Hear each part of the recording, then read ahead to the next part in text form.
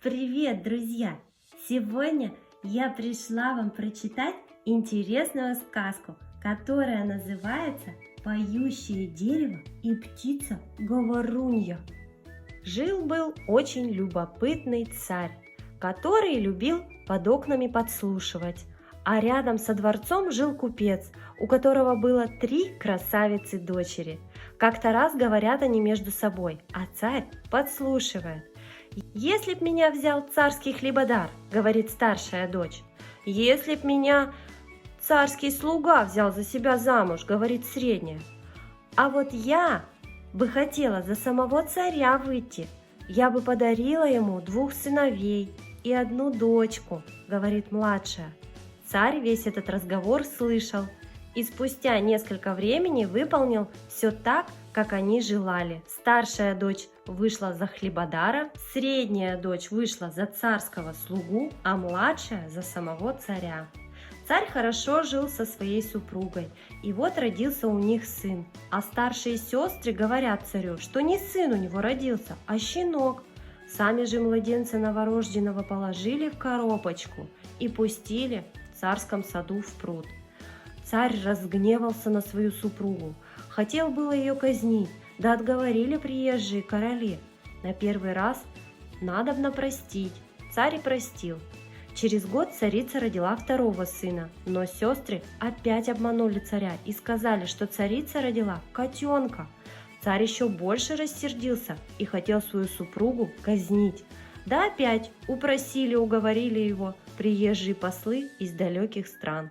Царь одумался и оставил царицу в живых, а сестры и другого младенца положили в коробочку и пустили в пруд. На 3-й год родила царица прекрасную дочку. Сестры же опять доложили царю, у царицы родился неведомо кто. Царь больше того рассердился, поставил виселицу и хотел было свою жену повесить. Да приезжие из других земель короли сказали ему: «Лучше возьми, да поставь около церкви часовню и посади ее туда. Кто будет идти к обедне, всякий ей в глаза плюнет». Царь так и сделал, а царицы не только что плевать в глаза не хотели, всякий, кто калачей несет, кто пирогов. Детей же царских, что сестры в пруд пустили, нашел садовник и стал воспитывать. Дети росли не по годам, а по месяцам, не по дням, а по часам. Выросли царевичи такие молодцы, что не вздумать, не взгадать, ни пером описать.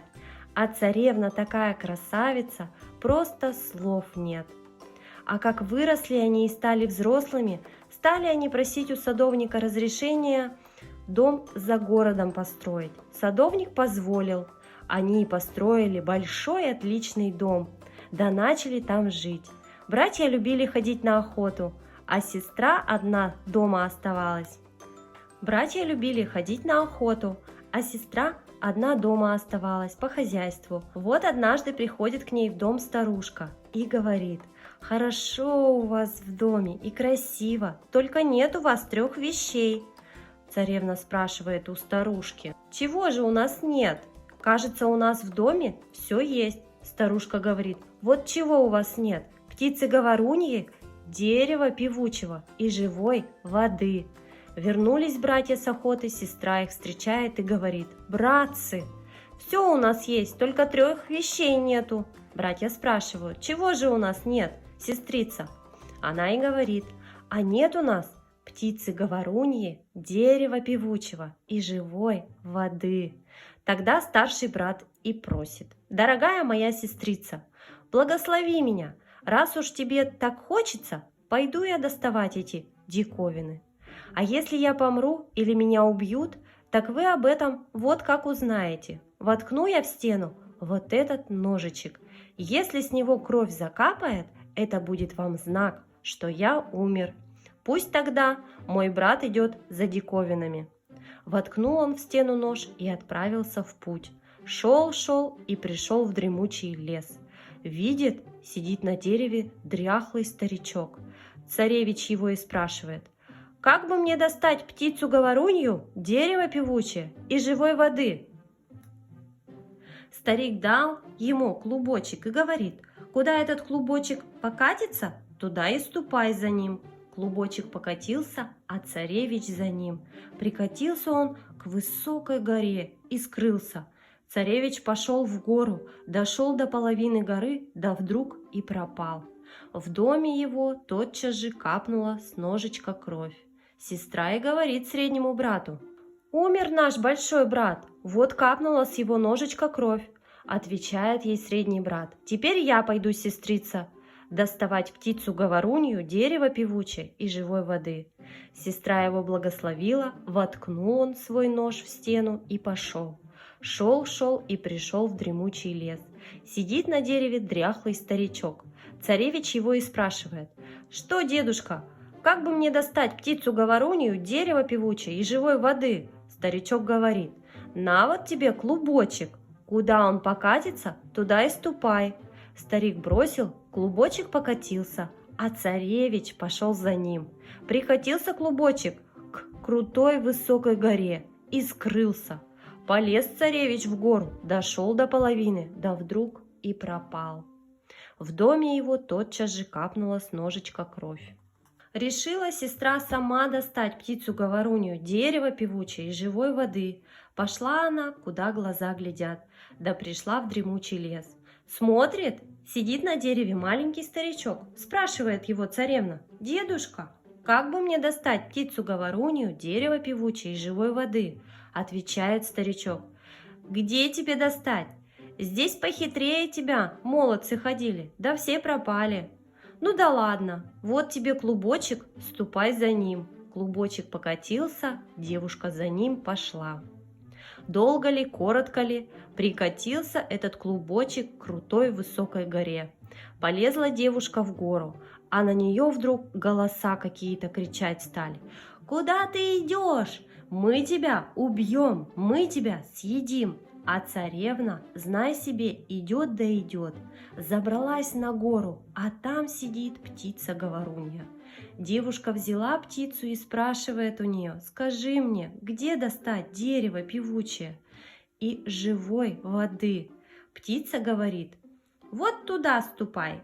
Пришла царевна к певучему дереву. На том дереве разные птицы поют. Отломила царевна от дерева ветку и пошла дальше. Наконец добралась девушка до источника с живой водой, зачерпнула кувшинчиком живой воды и понесла домой. Стала под гору спускаться, увидела два сухих дерева, взяла да и брызнула на них живой водой.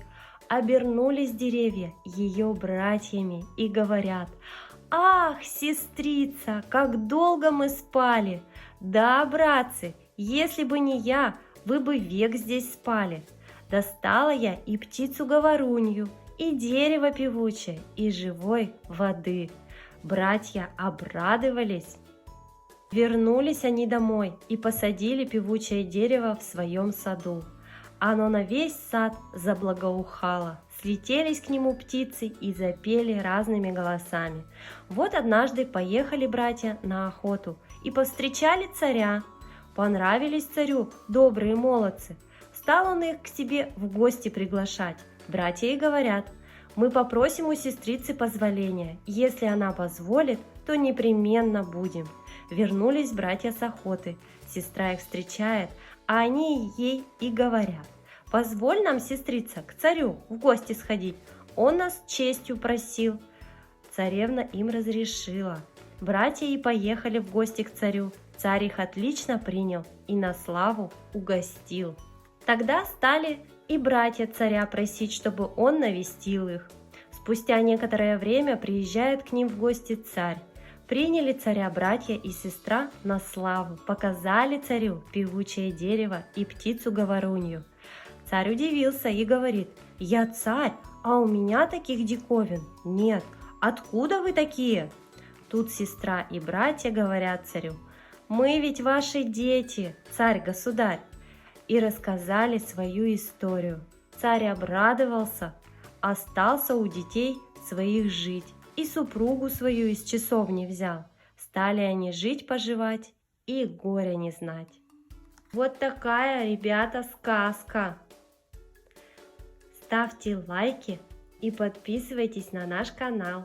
А мы обязательно еще прочитаем для вас много интересных сказок и историй. Я с вами прощаюсь и говорю вам пока-пока.